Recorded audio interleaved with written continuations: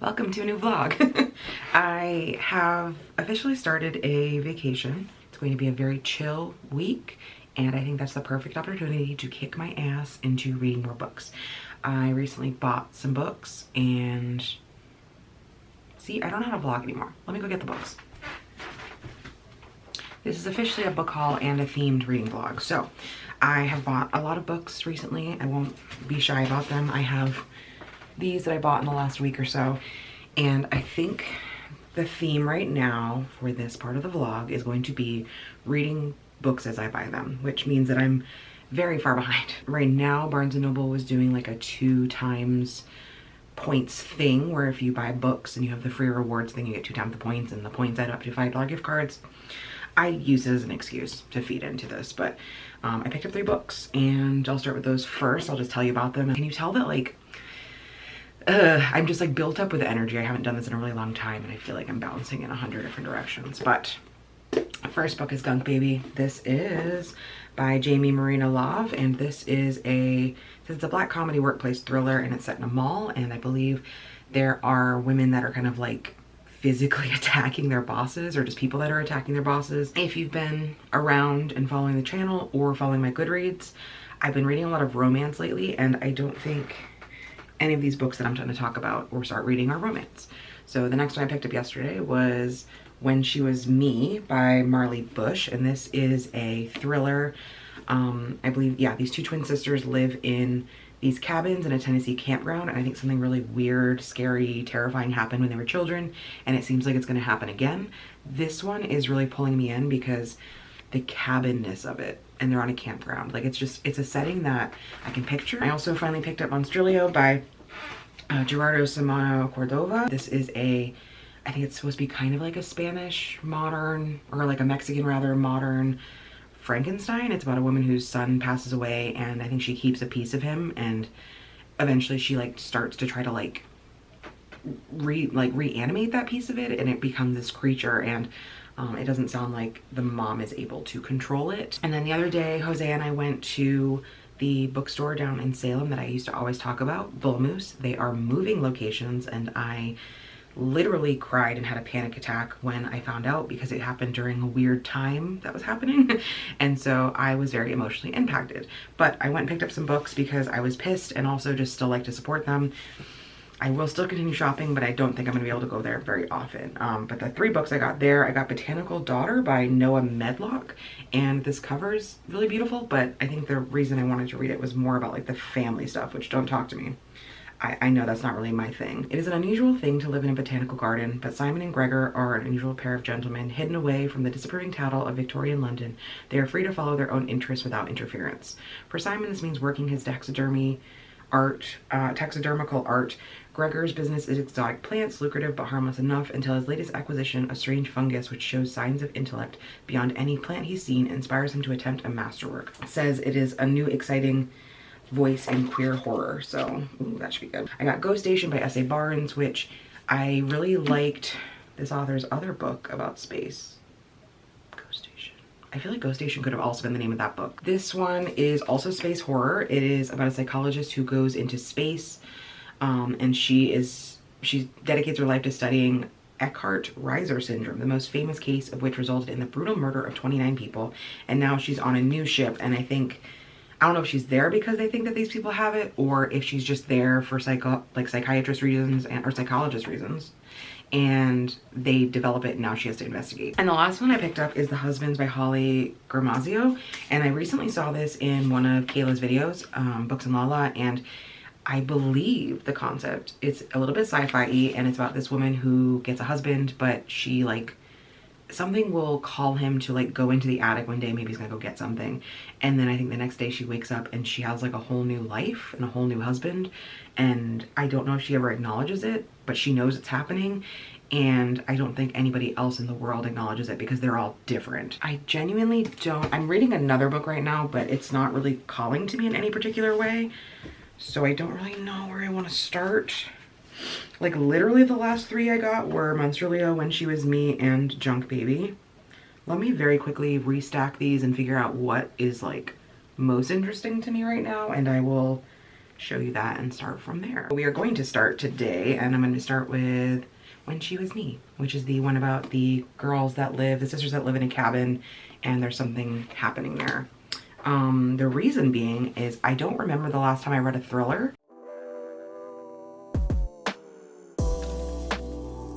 It's been a few days, but I am happy to say that I am about a quarter of the way into this. It is definitely a different pacing than I was anticipating. It is going kind of slow. It's about these twin sisters that are living they're living in a cabin, not in a camp, I would say. I thought that they were going to be kind of like living in an abandoned campground, because it says that they're in an isolated Tennessee campground. So there are 3 cabins. One of them, these 2 twin sisters have lived in for quite a number of years. And then there's another cabin where previously there was a man that rented the cabin to them. He has recently passed away, and there's a 3rd cabin that they sometimes rent out to other people. At the same time, they're not very isolated. There is fully working internet. One of the twin sisters actually runs like a true crime podcast, and the other one writes, I think, short stories to sell online. And so they have a reliable source of income. They get food deliveries. One of them leaves every so often to go do stuff, but I don't know how much she interacts with people outside the world. But there's this looming event that happened before the book takes place. There's like flashbacks to the past where it's not super clear which sister you're hearing about. But our 2 sisters, Cassie and Lenora, Cassie's the one who has a true crime podcast. She's a little bit more normal and like socialized, whereas Lenora is kind of more to herself. She really is afraid and unable to leave the cabin. But again, she has like an online therapist. So I feel like there's this weird disconnect between how they tried to make the book very modern and like, okay, we have a podcast, we have online therapy, we have someone who writes online, but also like very isolated. There's now a new owner of the cabin that rents out the sister's cabin, which has added in a new layer of strangeness. And she also ends up renting out that 3rd cabin to a family. Someone from that cabin has gone missing, and that's kind of where I'm at right now. I don't know how invested I am yet, which is kind of hard because like it took a lot for me to get to this point in the book. I have a few tabs because I'm trying to make theories as to which sister it is, because each chapter in the present is named after the sister, either Cassie or Lenora, and they read very differently. And then when we go back to the past, the chapter is just called Then, and I feel like it doesn't necessarily match either sister, but it clearly is one of the 2 sisters. And so that's the big mystery. I feel like there's the current mystery of one of the people going missing in that 3rd cabin, but it's not as interesting because to me the setup seems pretty clear. At this point in the story, it's giving like a 3 out of 5 stars, but I think I'm gonna have to read either another 100 or 150 pages to really get more of a feel of how I might be in the end. The next part of my TBR after this book might be a little different because I've already picked up 4 more books. I went to visit one of my friends out in Peterborough, New Hampshire, which is about an hour away, and there's a really cool bookstore out there. So now we have 4 more books to add to our pile. Once we finish this book, we will discuss again, but just to give you a quick summary, we have The Sanctuary by Gustavo Eduardo Abrevaya, and this is a Spanish like found footage kind of thing, I think. Organ Meats by K. Ming Chong, and this is by the author of The Bestiary, which I vaguely remember, but it's about these 2 women who I think are like dog women. They have like dog heads or something. And we have Build Your House Around My Body by Violet Cooper Smith, and this is, I think, Vietnamese like ghost story paranormal. And then Immortal Pleasures by V. Castro, which I think is Aztec vampires. So we have some cool options here. None romance, again. Very proud of myself, but these will be added to our little pile of TBR and we'll figure out where to go from there. Second check-in for today. I actually read a lot more in this than I was anticipating, and a lot more tabs in here because I have a lot of running theories. I don't know how realistic any of them are, but we're on page 210, about halfway through, a little bit over, and I feel like this has become more psychological than anything.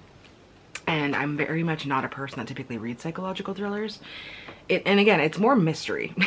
Like there have been some weird things happening, some almost paranormal things happening that have put me a little on edge because I wasn't expecting that from this book. But that's where we're at for now. I just really wasn't expecting it to be so stuck on the internal part of things.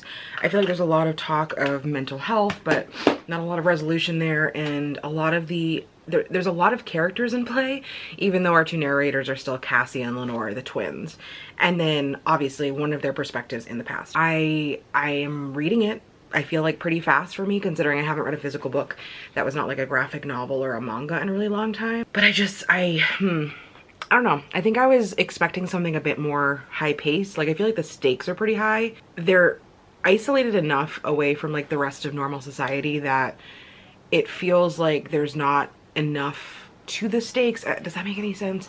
I feel like we're being told repeatedly that if Lenore or Cassie has caused this other person to go missing, that obviously it's a big deal, but there's also so many other side characters, and I'm like, is it one of them? Who did this? And like, we dealt with a little bit of like investigative, like detectives, and I just felt like the weight of that scene wasn't very intense. They had a moment of like, they said the title in the book, and I thought it was really telling, and ever since that moment, which was relatively, it was page 78, I guess that's not early on, but I mean, that's like less than a quarter of a way into the book. I feel like when they said the line, it felt like a pretty big moment in which I was like, oh, this is what's happening. The pacing's still a little funky to me. I feel like it's still kind of dragging its feet. I wish that this was maybe like a 300-page book, not a 400-page book, or even less, because I feel like at this point we've gotten through enough characterization and the backstory that I think we should be getting a few more reveals. Like, I think that something needs to happen, either an inciting incident or something new. I'm gonna have some dinner. I just finished cooking some potatoes and some carnitas, and I will eat and try to read a little bit more. All right, I have finished it. And like I kind of surmised the entire time I was reading it, I'm gonna give it 3 out of 5 stars. 3 stars is just like, it was fine. It was good. There was nothing really glaringly bad about it. But I do feel like the pacing was a little funky for me. I did mention that there really wasn't a twist, and then a twist happened right after I filmed that clip. So that was kind of refreshing because we had some information that I did not anticipate.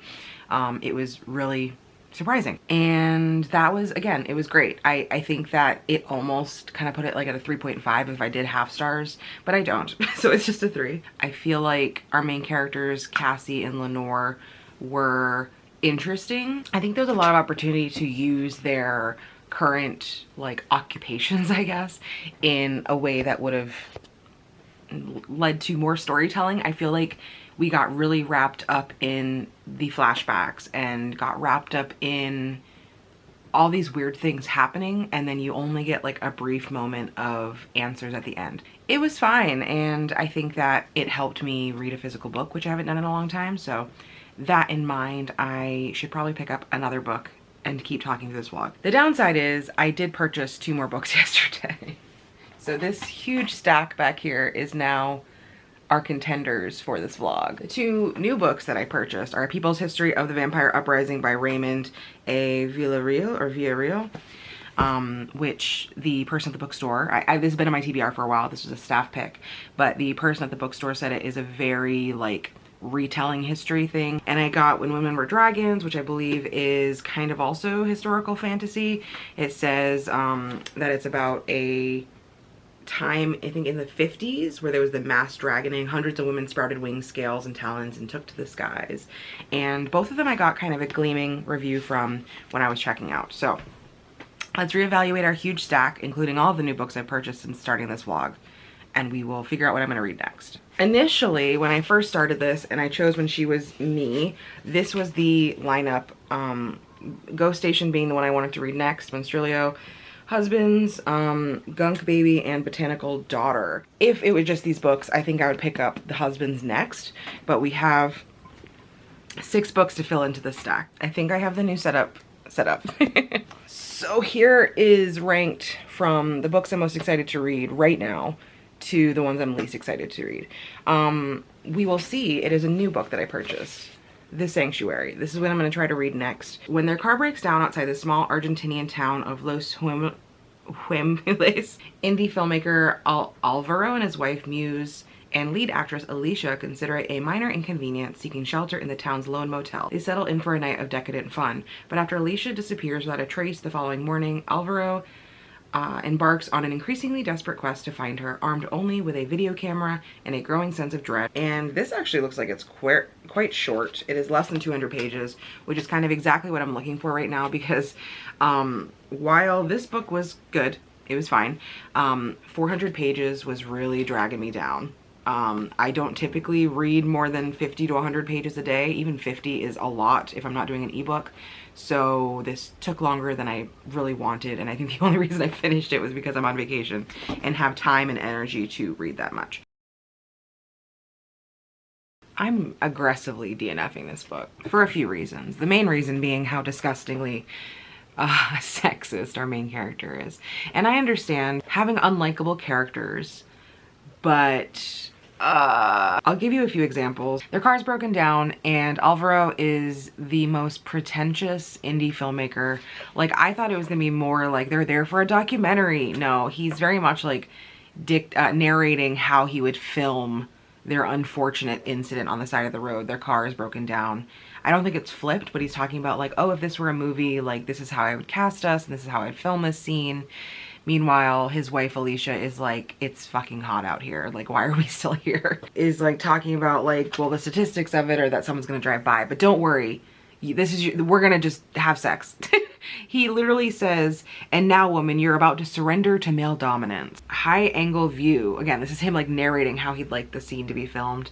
Zeroes in on Alicia's feline features, detects the tip of her tongue peeking out between her bloated flame-colored lips, her gesture of submission and desire before the majestic emergence of her man. There's a scene in this hotel because they have a broken down car and they're told to go to a hotel, and he's like connecting his camera up to the TV. His wife goes in to take a shower and she turns on the lights. It makes the mirror like a one-way mirror into the bathroom.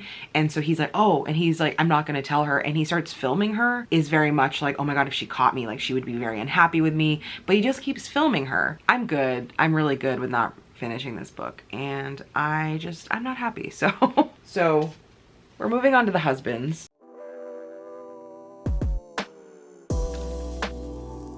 Maybe this version of a marriage will be a little bit less disgusting. I'm gonna go take a shower and wipe off the grossness of that previous book because that was not worth spending money on. I'm happy to say we're off to a much better start. About 36 pages in, and this book is actually going really fast.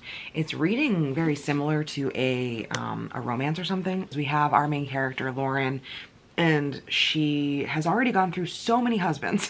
And it was a little frustrating because for the most part, they seemed very nice. And I was just like, what's happening? Why do you keep sending them away? I don't know like how sci-fi we're going here. But like she'll like look around and like her house is different every time the husband changes. She'll check her phone and her text messages are different every time. I'm about 100 pages in now. I'm reading this pretty quickly, but I'm a little, I don't know, I'm a little confused as to what genre this is ultimately going to be. I keep waiting for either it to get more sci-fi or for there to be more of a moral. Our main character, Lauren, is noticing that even when she does get a good husband, that things can change really quickly, that she doesn't have control. I'm trying to find the point in the book, which is not something I ever do, but because it's not just straight sci-fi, I'm a little like at a loss. It's all an inciting incident. Like every single time she gets a new husband, it's a new inciting incident. It's so repetitive in that way that I'm like trying to figure out what the important one is. It is still feeling very like light and kind of like a contemporary fiction or a contemporary romance. I'm out shopping with Jose, but I only have about 10 or 15 pages left. I haven't updated in a bit because there have been a lot of reveals, but I still don't feel like there's a lot of answers. And I don't think it's the kind of book where I'm gonna get those answers. There have definitely been some more inciting incidents, but I feel like they're being a bit overshadowed by the fact that no matter what happens, she can always go and get a different husband from the attic. It's reminding me a bit of the Pisces because it has this like really intense, fantastical, sci-fi-esque plot point, but it's not giving you real answers as to like how this is coming to the real world. I will say one plus is that I was able to return the Sanctuary today because we passed by the bookstore that I got it from last weekend, which is really uncommon. I don't usually drive over here. It's about like 45 minutes away, and I returned it and I got A House with Good Bones by T. Kingfisher. It's added to the pile, but we'll discuss that once I finish the book. That's for future Angel to worry about. Current Angel needs to worry about finishing this book. I finished The Husbands a few days ago now. I did finish it and ended up giving it a 4 to 5 stars. The reason it's not like an all-time favorite book for me is going to be the fact that it didn't have the sci-fi follow-up, and I feel like there were a lot of loose ends, which is fine. I still loved the book. You're getting these fantastical, weird things happening, but the point of the book is not to give you answers. It's not supposed to build this huge sci-fi world. And I was talking to Jose about it, and he was like coming up with these really juicy details of like what he thinks is happening. And then when we got to the end of the book, I was fine with it. It wasn't like an all-encompassing, like, here are all the answers to everything you've wondered about. And Jose was pissed. I told him because he was so invested at that point. He was very irritated that there was no answers, but I still really liked it. I'm not someone who gets terribly upset by cliffhangers slash unappealing endings. It wasn't meant to be this grand, like, look at the world kind of thing. It was more of a, here's the meaning of this book for this one specific person. I did already start another book. The reason I didn't show you the pile, which I've kind of reorganized my bookshelves back here a bit, but it is officially June, so I'm trying to prioritize books about and by queer authors. So I decided to pick up a queer book.